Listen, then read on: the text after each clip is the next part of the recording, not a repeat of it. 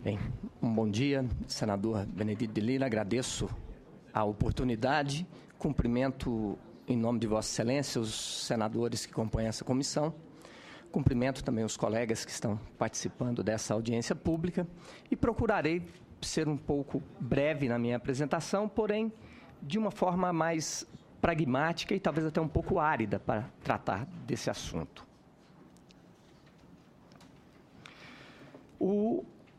A semente melhorada é uma ferramenta da Revolução Verde fundamental para o desenvolvimento da agricultura, como bem colocou o presidente da Embrapa, e também para o trabalho dos agricultores. O agricultor, ele depende efetivamente da semente, depende do fertilizante, depende do defensivo agrícola, depende das máquinas, depende de mão de obra. Então, ele lança mão de uma série de ferramentas que não é ele que desenvolve essas ferramentas. Ele é um usuário desse complexo, desse aparato que lhe é oferecido para produzir dessa ou daquela maneira. Então, ele faz a opção por produzir determinada cultura, faz a opção por produzir utilizando determinado método, poderia ser uma tecnologia transgênica, a tecnologia convencional, a tecnologia orgânica. Então, ele tem essa liberdade de atuação e de escolha de acordo com as suas planilhas de custos e a sua vocação de trabalho. Não faz muito tempo, esse mercado de sementes especificamente, ele foi regulamentado e não foi uma regulamentação, vamos dizer, que se iniciou por uma vontade específica do governo brasileiro. Foi uma regulamentação que veio para adaptar a estrutura normativa do Brasil aos compromissos internacionais que o Brasil assumiu. Então, num primeiro momento, temos o Tratado de Propriedade Intelectual, o TRIPS, e nesse tratado está dito que os membros concederão proteção a variedades vegetais, seja por meio de patente, seja por meio de um sistema sui generis eficaz, seja por uma combinação de ambos. Especificamente para a proteção dos cultivares, o Brasil optou por um sistema sui generis. Para regulamentar o TRIPS, a Lei de Propriedade Industrial, a Lei 9.279, de 96, coloquei ela aqui porque ela terá uma relação quando se tratar dos transgênicos. Então, em 96 teve essa regulamentação, já em 97 teve a Lei de Proteção de Cultivares, que seguiu o compromisso internacional que o Brasil firmou mediante a UPOV na sua versão de 78. A Lei de Proteção de Cultivares prevê a isenção para uso próprio das sementes. E ela diz que não fere o direito de propriedade sobre a cultivar protegida aquele que reserva e planta semente para uso próprio. A Lei de Propriedade Industrial não tem essa previsão. Nesse caso específico, a inovação tecnológica introduziu um elemento que, embora legítimo, desperta uma certa resistência perante a cultura de diversos agricultores. Os agricultores, em geral, até o advento da biotecnologia moderna, comprava-se a semente no mercado e, após a sua colheita, ele poderia reservar parte dos grãos que ele colheu para ele plantar a sua lavoura no ano seguinte. E, diante dessa situação, a lei o isentava de recolher os royalties para os obtentores. A lei de patentes não serve para proteger as cultivares. Então, até a biotecnologia moderna, utilizava-se apenas a lei de cultivares. Com a biotecnologia moderna, a tecnologia que se usa para fazer a transformação genética daquela variedade, a variedade ela é desenvolvida como uma variedade convencional, depois aí coloca a tecnologia genética, pode ser dessa forma. E a lei de patentes não prevê essa isenção de uso para uso próprio. Então, o agricultor que estava acostumado a plantar soja e posteriormente, ele não ia ao mercado comprar a semente, ele usava a sua semente, o grão que ele salvou, aí a questão da produtividade vai da escolha do agricultor, se ele quer uma semente mais produtiva ou não, aí é a planilha de custo dele que ele vai observar. E com o advento da biotecnologia moderna, mesmo ele salvando aquelas sementes, ele não está isento de pagar os royalties para o proprietário da patente daquela tecnologia que ele está utilizando na sua lavoura. Muito bem. A CNA tem trabalhado de forma muito enfática em defesa do direito de propriedade, principalmente direito de propriedade da terra, diante das situações que estão ocorrendo no Brasil já de longa data. Então, não é coerente que a CNA relativize também o direito de propriedade. Com a mesma ênfase que defende o direito de propriedade da terra, a CNA está defendendo o direito de propriedade. Porém, tanto o direito de propriedade da terra quanto o direito de propriedade intelectual, ele tem algumas limitações legais. O direito de propriedade da terra, temos aí a questão relacionada ao uso, né, social da terra, temos a questão ambiental, que exige que o agricultor deixe de utilizar determinada área de sua propriedade para fins de conservação, e a lei, por exemplo, a lei de proteção de cultivares, ela tem um mecanismo que, no caso de abuso do uso dessa propriedade intelectual, o usuário pode lançar mão do CAD para dirimir essa controvérsia. No artigo 36 da Lei 12.526, tem as ações que constituem infração de ordem econômica. Então, ocorrendo esses casos específicos, o Brasil tem essa ferramenta à disposição para recorrer ao CAD, caso seja necessário. Então, a estrutura normativa está aí. Assim como na lei de patentes também tem a previsão da licença compulsória. Então, a estrutura normativa hoje que nós temos está concentrada para essa área de semente nessa lei de proteção de cultivares e nessa lei de patentes, com essas ferramentas que limitam o excesso, o abuso do direito do uso da propriedade. A CNA tem trabalhado com a linha do entendimento, da negociação, nesse caso do estabelecimento especificamente de precificação dessas tecnologias.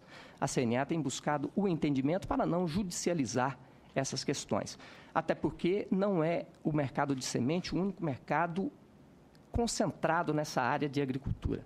Situação semelhante temos na área de agrotóxicos, situação pior temos na área de fertilizantes, e situação também, até pior, temos na área do pós-porteira, que é na área de distribuição dos supermercados, temos a área de frigoríficos. Então, é uma característica não só do mercado de sementes, é uma característica de todo o segmento. Se for judicializar, efetivamente ficará o corpo da CNA praticamente destinado a promover ações judiciais. Então, de um lado, busca-se o entendimento, do outro, busca-se estudar não casos concretos dessa ou daquela empresa, dessa ou daquela tecnologia, mas sim a estrutura do mercado que hoje temos. Assim como fez a estrutura, no caso da lei do meio ambiente, do Código Florestal, assim como recentemente estudou a estrutura da lei dos portos e não apenas essa ou aquela ação de determinado terminal portuário, e a CNA vem propondo as suas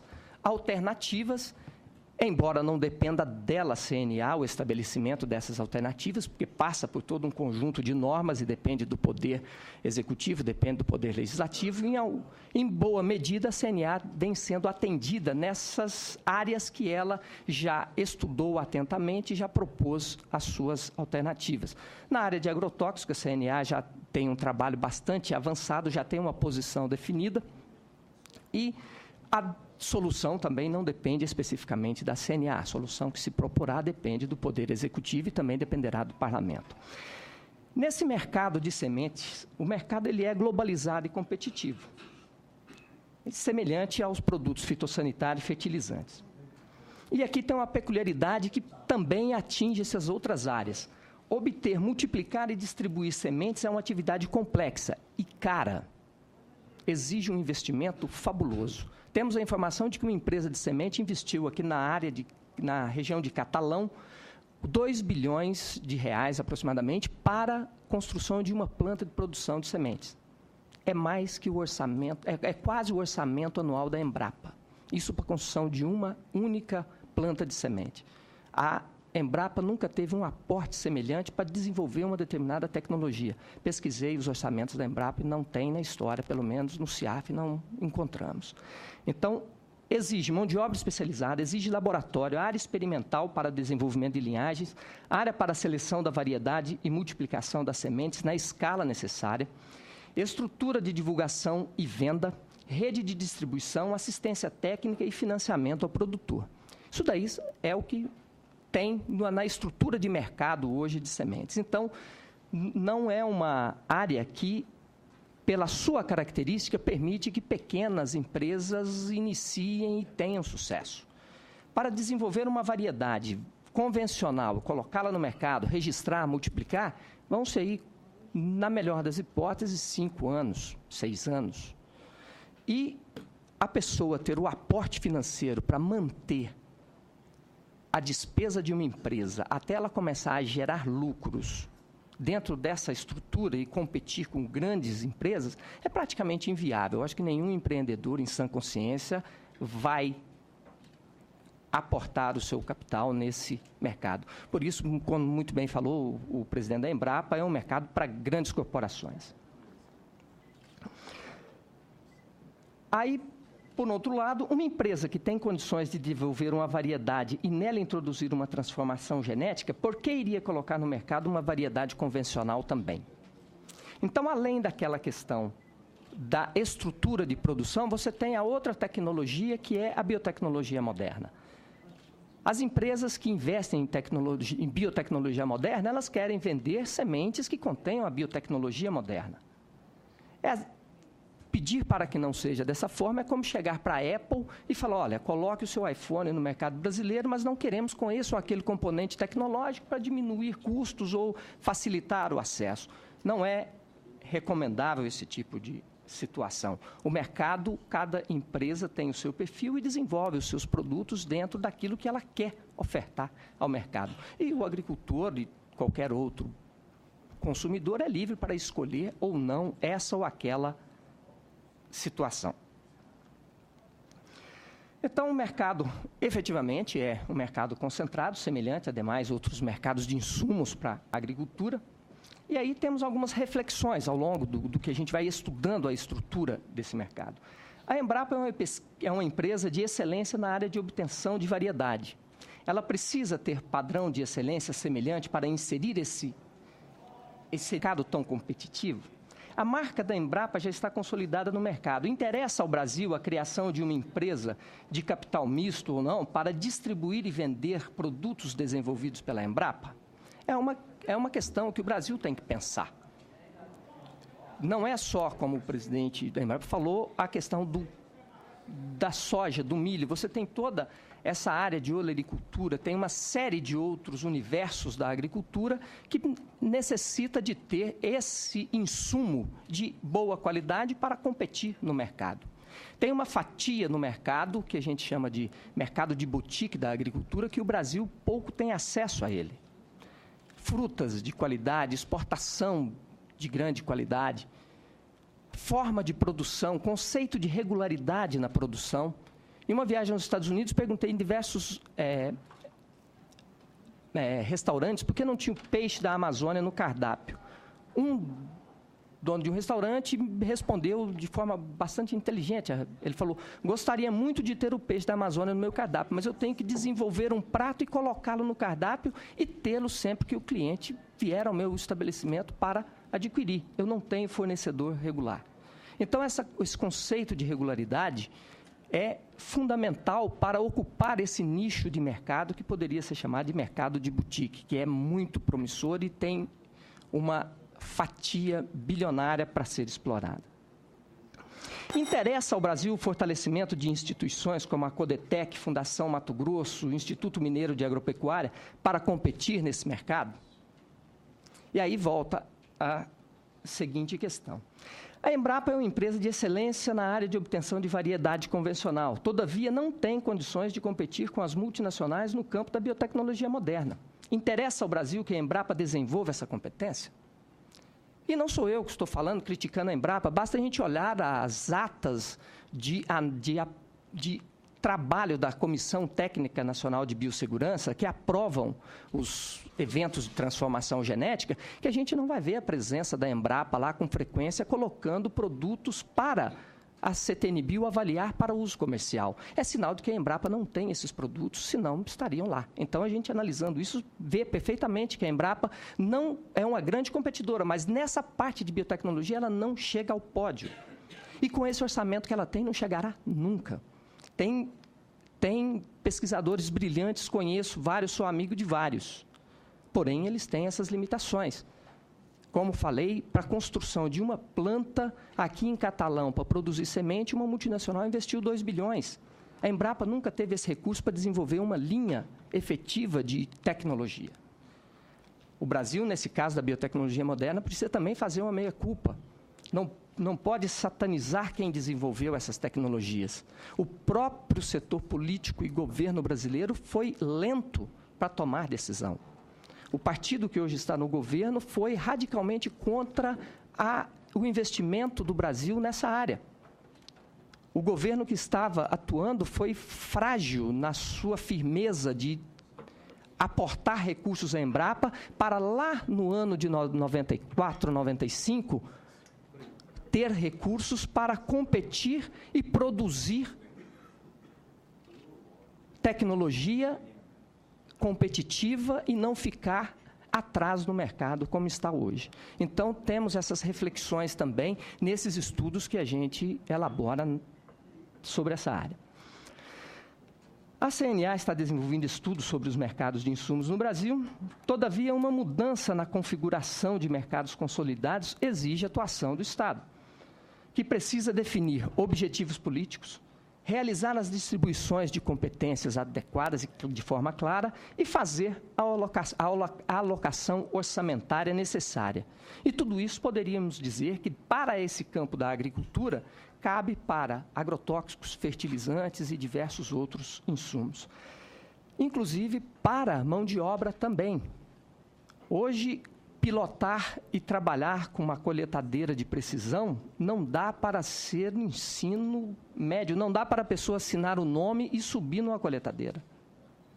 A gente vê determinadas situações que assusta.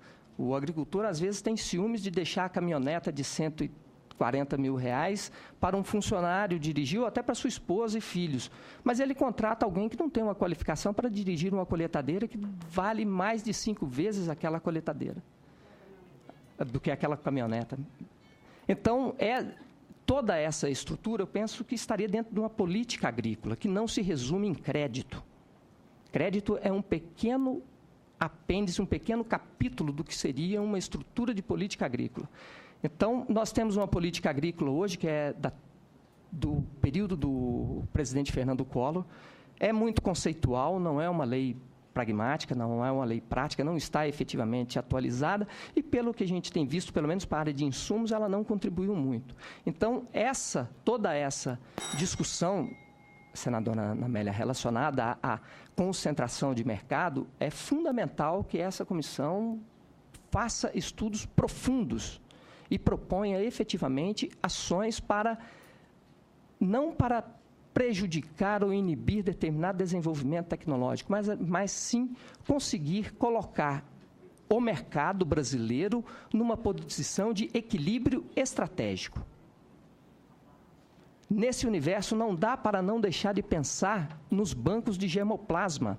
A Embrapa precisa de um aporte de recursos fantástico. Hoje em dia, banco de germoplasma é capital. É capital seguro. Então, a Embrapa precisa ter esses aportes. A estrutura da política agrícola brasileira precisa efetivamente mudar profundamente, especificamente no caso dos insumos. Era essa a minha contribuição, agradeço a oportunidade.